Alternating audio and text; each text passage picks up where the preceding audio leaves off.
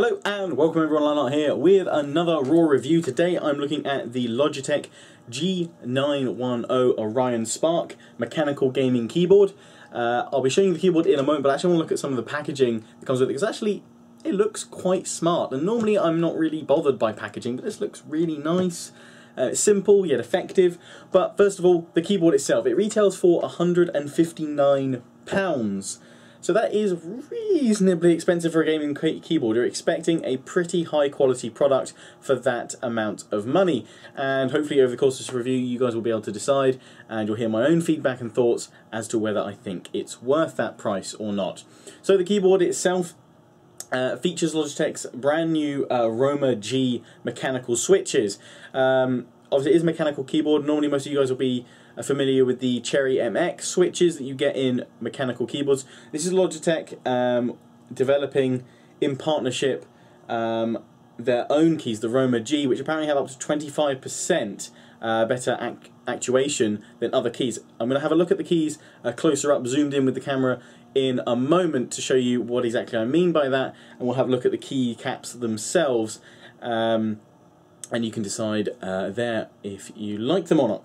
Also, this is a fully illuminated keyboard, RGB, and it features individual key lighting through the Logitech gaming software. You can actually individually choose the colour for every single key, which is really nice. Lighting, I should say, for this keyboard is actually really well distributed. They've done a great job. Some gaming keyboards that I've used in the past, they're either well lit on the side or in the centre, but then it dissipates out and it isn't an even lighting spread for each key. But actually I've never been more impressed with the lighting actually of a gaming keyboard. I haven't looked at a huge number, but the ones I have looked at have often been quite disappointing and don't really light up that well even in the dark, which is kind of defeats the point. So that's that. Bye box. Drop the box. This is the box inside the box, featuring the big Logitech G for gaming. Obviously it's nice and blue on the back. Open that up and you've basically got the keyboard in it, but it's not in there. I just want to show you that because I thought it actually looked really nice. You know, you are paying a premium for this keyboard, and you kind of expect that the packaging would match up. It feels really nice, it's solid, good material. I should also mention before we look at the keyboard itself that Logitech does include two different palm rests for you. However, they are both, and you'll see the one that's currently equipped to the keyboard. This is the slightly longer one. But you will see that they are both tailored to the gamer half of the keyboard, because obviously this goes on the left-hand side of your keyboard, so you've got that extra grip there for your palm. However, as other reviewers have mentioned, if you do a lot of typing as well, there is not as much support for the right hand, which is a bit annoying considering they included two palm rests, but neither one catered to kind of the everyday use of your keyboard as well. But at least it's nice that they included an option, I guess. Let's have a look at the keyboard, and I have it down here. I've left it plugged in so you can see the lighting. Again, this is during the day, and the keys are at their maximum brightness.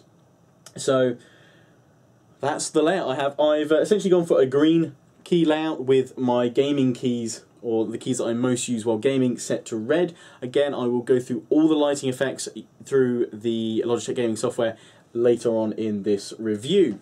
So here are the kind of dimensions, as you can see, of the keyboard. It's quite a reasonable, sleek design. I quite like it.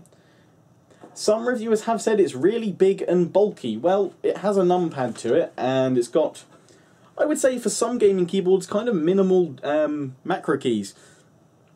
Often you see them piled on with 3 different rows, and that takes up a huge amount of space. It's also not the heaviest gaming keyboard I've seen. Previous gaming mechanical keyboards that I've looked at include the Gamdius Hermes, and that thing is a beast. Solid keyboard, but a beast, and very, very heavy. You've also got lighting on the G910 logo down here. I don't know if you can see that. Show a close-up of that later. You also have media keys along the right-hand side here, and a volume scroll wheel, which I actually quite like. You've also got a separate mute button and lighting on and off. You also have a gamer mode button, which will disable your Windows key so you won't accidentally tab out of game. And you have this at the back, which is the ARX dock, which you can put your phone in, and there is a companion app available for iOS and Android that supports kind of different macro settings. Again, I will show that in a moment of all the various settings that you can have on there. So let's have a look down at the keys themselves, have a look at these Roma G switches to see what we actually think of them. So here we are having a look at some of the keys on the Logitech G910 Orion Spark. So I'll be showing you kind of the keycaps in a moment when we zoom in a little bit more, and I'll be talking about what Logitech have done with those. But just to show kind of an example of the Roma G keys that Logitech have employed here and used in the Logitech G910. So I'll go for the W key here. You don't have to completely bottom out with the Roma G, which means it is fast actuation. You don't get that nice mechanical click. You get a little bit of a click. Now I'll talk about that, why I like that actually, a little bit later on. But if we zoom in here, probably use the S key if we can focus. We'll use the S key as our demo here. I put a little bit of pressure on and the key drops away to actuate for me. You don't have to go all the way down. It reminds me of rubber dome based keyboards, so basically non-mechanical gaming keyboards, or just keyboards in general, to be honest. So the moment you put the right amount of pressure, the key almost feels like it's dropping away from you to actuate, but you don't have to completely fully press or bottom out to make the key register, which is useful. And again, this is the Roma G supposedly touting up to 25% faster actuation than other switches. So I guess if you're looking for speed, this may well be the mechanical keyboard for you. So let's a look at the keys. While we're having a look at the WASD setup, I'll show you with the gaming keys you have this little design at the top, and then you also have three kind of fins at the side to direct your finger down so it stays in the middle of the key, so there is no well, so that your finger stays centered so that you don't slide off the keys. I wouldn't say there's a risk of you sliding around on this keyboard too much. It's interesting. It took me a little while to get used to those ridges on the side. I called them fins earlier, I don't know why I called them fins. Those ridges on the side, they do help keep your finger there. It does stop you easily being able to go up, which is kind of annoying, but sliding down from key to key is fine. I should mention though that Logitech have bizarrely not kept this consistent all the way through their key layout. Let's have a look at the Control and Windows key here. The Control key actually has no ridges on the side at all, nor does the Shift key, nor does, well, the Caps Lock has one on the left hand side and the Tab has one on the left hand side, which is just really odd. And I don't really understand why they didn't keep the whole keycaps all the way through. As you can see, they've got that fin, or ridge rather, on the left hand side. Now having a look at the Windows key, even more bizarrely, they've actually risen that key up slightly, which kind of doesn't make any sense at all. So I don't know what's going on there. If we also go over to some of the other keys that are not typically designated as gaming keys, so in this instance we'll have a look at the U key. It doesn't actually have that ridge at the front, so I guess you could technically slide off that. What it does mean is that with these keys it is kind of easier to slide up with. I don't know if that's maybe something they found in testing that was useful for people that wanted to just type a lot with this keyboard. Not really sure. I haven't really noticed it that much, but I wanted to mention it for those of you that are interested in the keycaps that are used here. The F keys, the function keys, well, F1 to F4 all feature the 3-ridge design that you'll see on the WASD setup, whereas F5 to F12 feature the 2-ridge setup that you'll see on the U. So you have actually a good comparison here between Y and U. 3 ridges, left, right and top, and the U just features left and right. The 3-ridge design is also there on the arrow keys. So kind of an interesting choice that Logitech went there for the keycaps. I know that hasn't pleased everyone. Having a look at some other reviews, having a look at other user feedback, this has been one of the kind of big points. A lot of people love the Roma G switches. They're incredibly fast, incredibly responsive. What people don't like are the keycaps that Logitech have employed here.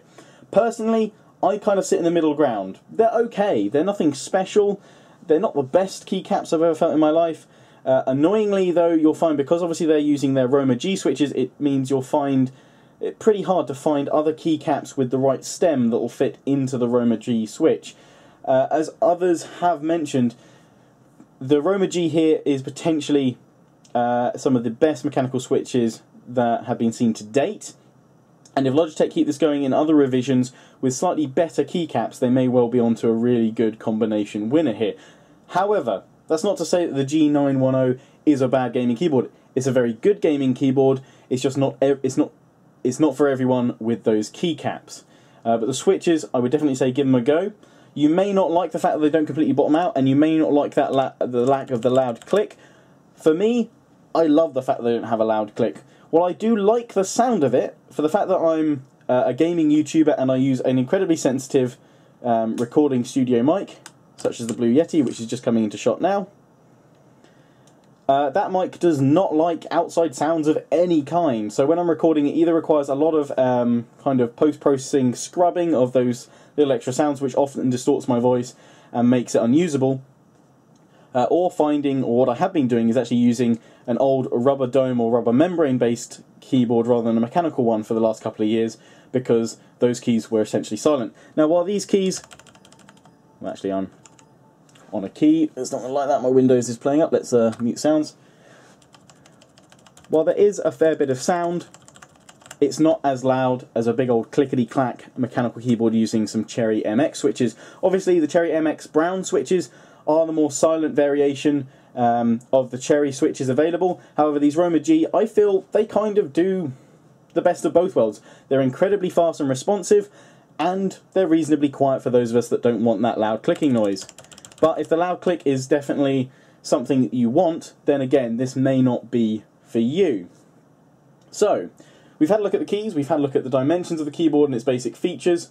Let's now have a look at the lighting software that comes with the Logitech gaming software to support this keyboard, and then we'll also have a look at the ARC's control app for iOS and Android. So here we are having a look at the Logitech gaming software, which you can download from Logitech's website to support the Logitech G910. It's actually really easy to switch between all your Logitech devices that you have enabled. I've also got the Logitech G402 Hyperion Fury. A link to that review is in the description. We're having a look at the Orion Spark. So you can see you've got various G keys which you can click on and then set them up very easily. You've also got profiles for various games which you can instantly map, and you have the various different macro keys at the top, so you can switch between profiles there if you want. So that's obviously the different profiles for the gaming keys, or the G keys. Let's go over to lighting, which is probably one of my favourite features of this keyboard. Now, the actual gaming software itself could use an update to better control brightness levels, because by default, as far as I can tell, there is no brightness level. Although, to be honest, I don't know why you'd want to dim these switches, because they're really well lit. Very even lighting across the whole gaming keyboard. However, what you can do is switch between various different modes, so you can go from freestyle to zones to commands or effects. Now, effects will actually change the lighting of the keyboard, and actually I'm having up on screen here me switching through some of the various effects on the keyboard, so you can actually see how the lighting changes. So you can select different ones. You've got star, effect, color cycle, which looks pretty trippy, color wave, and you also have key press, which once you press a key, it'll actually light up with a color, and you can obviously choose what color you want that to come up with. At the moment, it's set to blue, which is just kind of nice. There's also breathing, which a lot of people like. At the moment, that's on a really fast one. We're going to slow that down so it doesn't look like having some kind of weird, I don't know, rave dance lighting. The star effect is pretty cool, though. It'll just randomly twinkle little keys from red to yellow. Quite like that. But personally, my favourite lighting mode is freestyle, which means I can select this key here and make it orange if I want to. Or I can go to blue and I can click on L, right, if I select it, K, L are now all blue, J, K, and L are now all blue, which you'll see on the keyboard. So I like that you can also select all the keys that you want to be a certain colour. This I like more than the zoning mode because I can create my own zones. For me, all other keys bar my basic gaming ones are green. Then I have my G key set to blue and gaming and function keys set to red. The only ones you can't change are, unfortunately, the media keys, which is kind of odd that they're not included, actually. You can also change the colour of the logo at the bottom for the G910, which is nice. I like leaving that as blue, though. Looks nice. You can also change the colour of the logo up there as well. All nice lighting features. So if you really want to control how you light up your keyboard, if that really helps you, then this certainly offers probably one of the best customizable options that I've seen. Finally, you also have kind of this scanning mode, this key press heat map. So it'll actually, while it's running, if you press start, then you can actually show the areas that you most press. So you could start it while you're doing a gaming session and see which keys you most use. Now I've just randomly tapped a load of keys. You can probably hear that being picked up by the mic. If I hit stop, then you can see which keys I was mashing the fastest. So if that's something that interests you as well, and you like that kind of tracking, then that may well be useful for you as well. And that is essentially all we need to look at in the software. We're now going to have a brief look at the ARX dock and app for Android and iOS before we wrap up and give this keyboard a score. So now we're going to have a look at the ARX dock release, which is located at the back of the keyboard. Apologies for the wires in the background. Messy, messy, I know. Life of a gamer, what can I say? So all you have to do is pull it open at the back and then get your Android phone or iOS device, place it in the dock. My phone fits perfectly fine. Its case isn't actually makes it not fit as well. When I don't have the case on it, it fits nice and snugly. It'll fit, you know, I would have thought the latest iPhones and most Android phones. This is a 5.5 inch screen on my OnePlus One, and that fits fine. So we're just going to open up the ARX control. And this is the first time kind of setup that you get. It scans your Wi-Fi network for a compatible device, finds it, and then connects. Now the first screen that it's automatically jumped onto is my PC's kind of monitoring software, and that includes the speed of my processor, my GPU's temperature, its fan speed, its clock speeds, the RAM usage that I also have. You also have a tab along the bottom for my games. You can also connect to the mouse, and I can change the onboard profiles of my G402 and the DPI. Can go over and select the media controls, which are quite useful. Obviously the G910 has media controls, so you don't really need this, but I guess if you're lying in bed and you want to pause something and you have this already set up and connected, you can just use your phone to stop, say, an episode of something on Netflix. And you also can control your G keys and rebind them from this app, which is very useful, so you can set up for new profiles on Dota 2, for instance. So that's quite useful. I really like it. Personally, I just have it up for PC stats. I quite like that, but it's also useful if I want to check messages on my phone while I'm gaming, because it actually doesn't have my phone any higher in my view than my monitor, so it's not going to block out my monitor at all. So if I'm wanting to receive texts or emails or Twitter notifications while I'm gaming, I can see all that right in front of me, even if I don't want to use the ARX dock app, rather, control app. So it's quite useful all round, and it saves you having to buy a stand for your phone if that's something that you'd want as well. So it does kind of integrate nicely with those extra devices. Right, so that's a look at the app. We're now going to wrap up this review and give it a score. So now to wrap up this review and give this bad boy a score.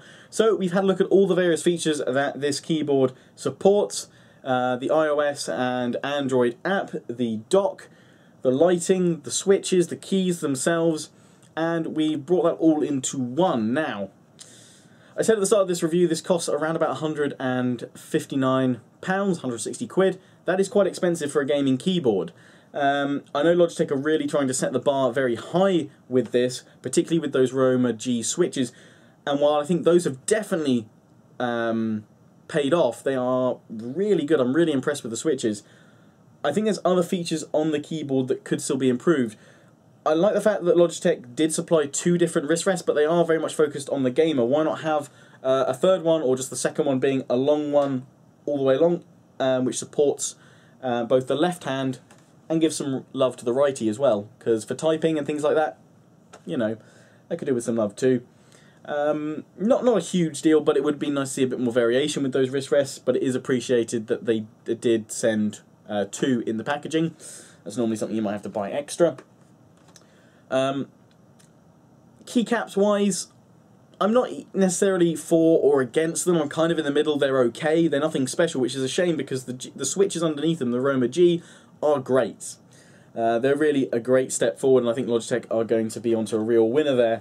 I think I'll echo what Linus of Linus Tech Tips said when he reviewed this, which is that if Logitech pair the Roma G switches with some better or more uniform keycaps, Logitech are onto a real winner here. Personally, while this is a great keyboard and it has plenty of features, it does just feel expensive. £160 for me personally as a consumer, looking at this to buy on the shelves, I mean, for me, about £100 for a gaming keyboard is kind of my limit. I mean, I could push maybe 110, 120 if it's really got some killer features, but I don't know. It just doesn't seem to have enough to make that huge jump to £160 when there are some really good mechanical keyboards under the £100 mark that come close to this, but just lack either the more efficient switches that the Roma G brings or the diverse lighting controls that we see here as well. So my major 2 complaints with this keyboard would be that it's pricey, it's expensive, the keycaps, not for everyone. And I'm not really decided how I lie on the keys. They're okay. But I do really like this keyboard. I like the dock. I like the companion app, and I think that all comes together really well. And I like the powerful lighting options that you have in the software, that you can light up any different key. For me, I like that. That makes me happy, being able to control each individual key's lighting effect. And, as I said, while this camera probably hasn't shown it that well, unfortunately, the lighting on these keys through most sort of hours of the day, even in direct sunlight, they still remain reasonably bright, and you know, I'm very pleased with that. So I'm going to give this an 8 out of 10, dropping down there a couple of points because it's expensive and I'm not quite sure on the keycap. I'm kind of confused because Logitech seem to almost change their mind throughout with the design of the keys, of which we're going to have indentations on, which were going to be raised, which were going to be sunken in. It just seems a little bit confusing, and while I kind of understand what they tried to do, I don't think it's pulled off as perfectly as they wanted. But Roma G switches, keep them up because they're great. So cheers again Logitech for sending this over for me to have a look at. If you enjoyed this review, please leave a like and a comment, and I will see you all again soon. Don't forget to comment, rate, subscribe. Ciao for now.